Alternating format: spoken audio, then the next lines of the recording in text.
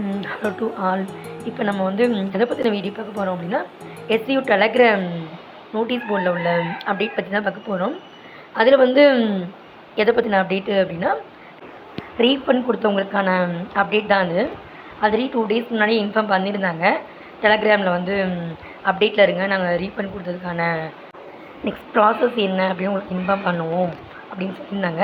அதே மாதிரி ஜூலை 26 நைட் 1:06 வந்து இந்த மெசேஜ் வந்து சங்கர் சார் போட்டிருக்காங்க. ஸோ நாங்கள் இது பற்றி வீடியோ மேக் பண்ணி போட்டிருந்தாலும் ஃபுல் டீட்டெயில்ஸ் உங்களுக்கு ரீஃபண்ட் பற்றி தெரிஞ்சுக்கணும் அப்படின்னா சங்கர் சாரோட அந்த வாய்ஸ் கேளுங்க, உங்களுக்கு இன்னும் கிளியராக புரியும். ஸோ வாங்க நம்ம வீடியோவில் என்ன அப்டேட் இருக்குது அப்படிங்கிறத தெரிஞ்சுக்குவோம். ரீஃபண்ட் கொடுத்தவங்க எல்லாரையும் ஒரு டைம் வந்து லாகின் பண்ண சொல்லியிருக்காங்க. இதுதான் ஃபஸ்ட்டு ஸ்டெப்பு. ரீஃபண்ட் கொடுத்தவங்க எல்லாருக்குமே தெரியும், ஆல்ரெடி ரீஃபண்ட்க்கு அப்ளை பண்ணி கொஞ்சம் நாளே அமௌண்ட் போட்டுருந்தாங்க. மறுபடியும் இப்போ 2 இயர்ஸாக ஸ்டாப் பண்ணி வச்சுருந்தாங்க. இப்போ மறுபடியும் ஸ்டார்ட் பண்ணி மறுபடியும் அமௌண்ட் போட்டுட்டு இருந்தாங்க. ஸோ அப்படி போட்டுட்டு இருக்கும்போது எக்ஸாம்பிள் வந்து இப்போ ஒரு 10 ரீஃபண்ட் போட்ட அப்ளை பண்ணவங்களுக்கு 10 அக்கௌண்ட் போடுறோம் அப்படின்னா, அதில் வந்து ஒரு 6 அக்கௌண்ட் 7 அக்கௌண்ட் வந்து மறுபடியும் அமௌண்ட் வந்து ரிட்டர்ன் வந்துடுதான். அது 1 டேஸ்லேயும் வருது, 2 டேஸ்லேயும் வந்துடுது, உடனேயும் வருது. ஸோ அந்த மாதிரி வரும்போது தேவையில்லாமல் பேங்க் சைடில் எக்ஸ்ட்ரா கொஷின்ஸ் ஏதாவது வரும், வேறு ஏதாவது ப்ராப்ளம் ஏதாவது க்ரியேட் ஆகிரும் அப்படிங்கிற ரீசனுக்காக தான் இப்போ 2 இயராக எல்லாருமே இந்த ஒரு டச்லேயும் இல்லாமல் தான் இருக்காங்க, ரீஃபண்ட் கொடுத்தவங்களும். ஸோ அதனால் இந்த லாகின் கொடுக்குறது மூலமாக ரீஃபண்ட் கொடுத்தவங்களுக்கும் மறுபடியும் இப்போ எஸ்டிஓ டச்சில் இருக்க மாதிரி ஒரு ஃபீல் ஆகும். லாகின் கொடுத்து அவங்களோட பேங்க் டீட்டெயில்ஸை புதுசாக அப்டேட் பண்ணும்போது அவங்களும் அமௌண்ட் வந்து கிரெடிட் ஆகிற வரைக்குமே ஒரு நோட்டீஸ் போர்ட்லேயும் அப்டேட்டில் இருப்பாங்க, ஒரு டச் ஃபீல் இருக்கும் அப்படிங்கிறதுக்காக தான் இது இந்த மாதிரி சொல்லியிருக்காங்க. ஸோ ரீஃபண்ட் கொடுத்தவங்களுக்கு நிறைய பெனிஃபிட் இருக்குது. ஏன்னா உங்களுக்கு வந்து இப்போது வெல்கம் பேஜ்லேயே வந்து அமௌண்ட் கிரெடிட் ஆனது, அமௌண்ட் வந்து எப்படி ஸ்டேட்டஸில் இருக்குது அப்படிங்கிற மாதிரிலாம் ஷோ பண்ணுறேன்னு சொல்லியிருக்காங்க. அது மாதிரி முன்னாடிலாம் அமௌண்ட்டு கிரெடிட் ஆனதுக்கு ப்ரூஃப் வந்து யாராவது கமெண்டர்ஸ்க்கு அனுப்பி அதை வந்து நீங்கள் அவங்க வந்து ப்ரூஃப் ஆஃப் எஸ்டிஓ அந்த டெலிகிராம் குரூப்பில் அனுப்புவாங்க. இப்போ டேரெக்டாகவே நீங்கள் அப்லோட் பண்ணுற மாதிரியும் கொடுத்துருக்காங்க. அது மாதிரி அமௌண்ட் கிரெடிட் ஆன டேட்டு, என்ன ஸ்டேட்டஸ் அப்படிங்கிற எல்லா டீட்டெயில்ஸுமே வெல்கம் பேஜ்லேயே ஷோ ஆகுங்கிற மாதிரி சொல்லியிருக்காங்க. இன்னொன்று என்ன அப்படின்னா, புதுசாக பேங்க் டீட்டெயில் அப்டேட் பண்ணும்போது உங்களுக்கு பழைய பேங்க் டீட்டெயில்ஸில் எதுவும் ப்ராப்ளம் இருந்தால் மட்டும்தான் இப்போ நியூ பேங்க் டீட்டெயில் அப்டேட் பண்ண சொல்லியிருக்காங்க, கரண்ட்டில் உள்ள பேங்க் டீட்டெயில்ஸு. ஸோ உங்களுக்கு அமௌண்ட் கிரெடிட் ஆனாலும் இப்போ நீங்கள் அப்டேட் பண்ணுற இந்த அக்கௌண்ட் தான் கிரெடிட் ஆகும் அப்படிங்கிற மாதிரி சொல்லியிருக்காங்க. பழைய டீட்டெயில்ஸே எங்களுக்கு ஓகே தான், அதில் எந்த ப்ராப்ளம் இல்லை அப்படின்னு நினைக்கிறவங்க பழைய பேங்க் டீட்டெயில்ஸே வந்து அப்டேட் பண்ண சொல்லியிருக்காங்க. அதையே அப்டேட் பண்ணுங்கள். அந்த டீட்டெயில்ஸை நீங்கள் மறுபடியும் நீங்கள் அப்டேட் பண்ணி வைக்கலாம், ஒன்றும் பிரச்சனை கிடையாது. அது மாதிரி ஒரே பேங்க் டீட்டெயில்ஸ் வந்து 3 ஐடி வரைக்கும் அப்டேட் பண்ணிக்கலாம்னு சொல்லியிருக்காங்க.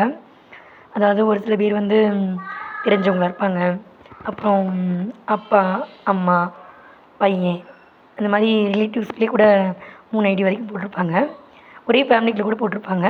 ஸோ அந்த மாதிரி உள்ளவங்க வந்து ஒரே பேங்க் டீட்டெயில் வந்து 3 எஸ்சிஓவில் போட்டிருக்க ஐடி வரைக்கும் அப்டேட் கொடுத்துக்கலாம் அப்படிங்கிற மாதிரி சொல்லியிருக்காங்க. ஆனால் அக்கௌண்ட் டீட்டெயில்ஸ் உள்ள அந்த நேமும் பேன் கார்டில் உள்ள நேமும் சேமாக இருக்கணும் அப்படிங்கிற மாதிரி சொல்லியிருக்காங்க. சின்ன சின்ன இன்சியல் அப்புறம் நேமில் சின்ன சின்ன மிஸ்டேக்ஸ் ஒன்றும் இல்லை. ஆனால் பேங்க் டீட்டெயில்ஸ் உள்ள அதே நேமும் பேன் கார்டில் உள்ள நேமும் ஒரே மாதிரி இருக்கணும் அப்படின்னு மட்டும் சொல்லியிருக்காங்க. ஸோ ரீஃபண்ட் கொடுத்தவங்க sboportal.org.in அப்படிங்கிற இந்த வெப்சைட்குள்ளே போயிட்டு எப்படி அப்டேட் கொடுக்குறது அப்படிங்கிறத பற்றி பார்ப்போம். வாங்க. வெப்சைட் நேம் கூட மறந்துருக்கும் அப்படிங்கிறதுக்காக தான் உங்களுக்கு நான் ஒரு டைம் சொல்கிறேன். ஸோ இந்த வெப்சைட்டுக்குள்ளே போய்ட்டு நீங்கள் உங்களோட எஸ்பிஓ ஐடி நம்பரையும் பாஸ்வேர்டையும் கொடுத்து லாகின் பண்ணி ஓப்பன் பண்ணுங்கள். அப்படி ஓப்பன் பண்ணும்போது உங்களுக்கு வந்து நார்மலாக வெல்கம் பேஜ் ஓப்பன் ஆகிற மாதிரி தான் ஓப்பன் ஆகும். ஸோ ஓப்பன் ஆனதும் உங்களுக்கு ஃபஸ்ட்டு வருது 3 ஆப்ஷன் தான் வருது. View bank details, update bank details, proof upload அப்படின்னு 3 டீட்டெயில்ஸ் தான் வருது. இதில் பேங்க் டீட்டெயில்ஸ் அப்டேட் பண்ணுறதுலாம் உங்களுக்கே தெரியும், அக்கௌண்ட் நம்பரு, அப்புறம் கன்ஃபார்ம் அக்கௌண்ட் நம்பரு, அப்புறம் IFSC code, PAN card number, அப்புறம் பேன் கார்டு நம்பர் சூஸ் பண்ணும்போது உங்களுக்கே காட்டும். உங்களோட சூஸ் டவுன் சிட்டியா, அப்புறம் உங்களோட பிரான்ச் என்ன அப்படிங்கிற டீட்டெயில்ஸ்லாம் காட்டுது. ஸோ அது எல்லாத்தையும் நீங்கள் ஒன்றுக்கு 2-3 டைம் செக் பண்ணிவிட்டு கரெக்டாக டைப் பண்ணிடுங்க. டைப் பண்ணி முடிஞ்சதும் சப்மிட் கொடுத்துட வேண்டியதான். நெக்ஸ்ட் 3வது ஆப்ஷன் வந்து ப்ரூஃப் அப்லோட். அதிலே தமிழில் கொடுத்துருக்காங்க. உங்களுக்கு வந்து வித்ட்ராவல் அமௌண்ட்டு அல்லது செட்டில்மெண்ட் அமௌண்ட்டு வந்த பிறகு மட்டுமே இந்த ஃபார்மை ஃபில் செய்து சமர்ப்பிக்கவும் போட்டிருக்காங்க. அதாவது அமௌண்ட்டு வந்ததுக்கப்புறம் தான் இந்த ஃபார்மை ஃபில் பண்ணணும்னு போட்டிருக்காங்க. அதுலேயும் உங்களோட ஐடி, இமெயில் ஐடி, நேமு, அப்புறம் செலக்ட் யுவர் பேமெண்ட். அது ஆல்ரெடி ரீஃபண்ட் கொடுத்தவங்களுக்கு கிரெடிட் ஆகும்போது முன்னாடிலாம் இமெயில் வரும், இல்லை நார்மலாக பேங்க் அக்கௌண்ட்டு கிரெடிட் ஆகும்போது நமக்கு மெசேஜ் வரும். ஸோ அது ரெண்டுமே உண்டு. அது இல்லாமல் 3வது ஆப்ஷனாக இப்போது இப்படி ஒன்று ஷோ ஆகிற மாதிரி ஆப்ஷன் கொடுத்துருக்கோம், டிசைன் பண்ணியிருக்கோம்னு சொல்லியிருக்காங்க. ஸோ அதுவுமே ஒரு பெனிஃபிட் தான். ஆனால் என்ன, இப்போ நீங்கள் அப்டேட் கொடுத்ததுலேருந்து ரீஃபண்ட் போட ஸ்டார்ட் பண்ணிட்டாங்க. அடிக்கடி செக் பண்ணி தேவையில்லாமல் எக்ஸ்ட்ரா டென்ஷன் வேண்டாம். 31க்குள்ளே அமௌண்ட்லாம் கிரெடிட் ஆகிருன்னு சொன்னாங்க. அப்புறம் இப்போ வந்து அதே ப்ராசஸில் அமௌண்ட்லாம் போட்டுட்டு தான் இருக்கோம்.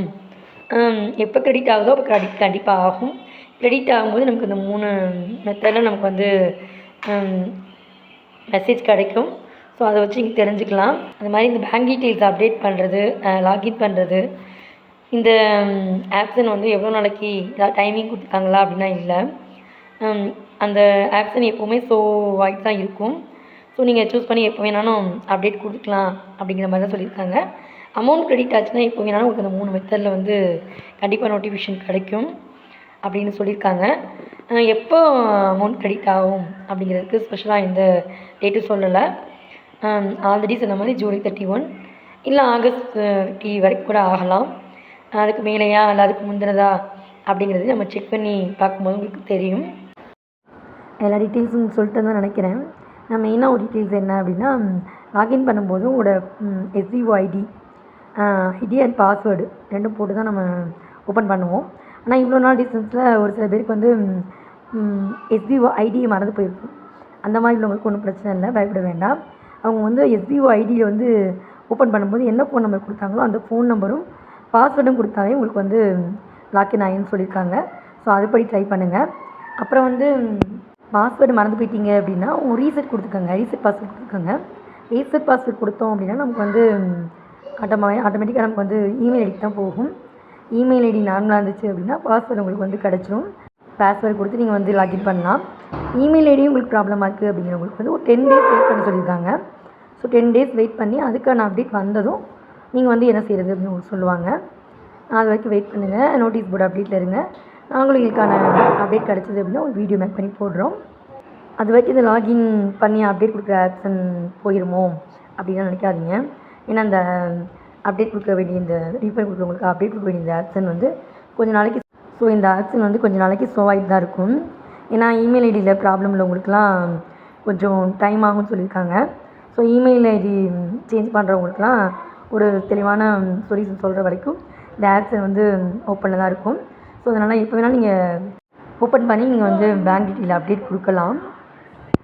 கேளுங்க, சங்கர் சாரோட அந்த வாய்ஸ் நோட்டும் போய் கண்டிப்பாக செக் பண்ணி பாருங்கள். எனக்கு வீடியோ பார்க்கறத விட அது உங்களுக்கு பார்க்கும்போது இன்னும் கிளியராக ஒரு ஐடியா கிடைக்கும்.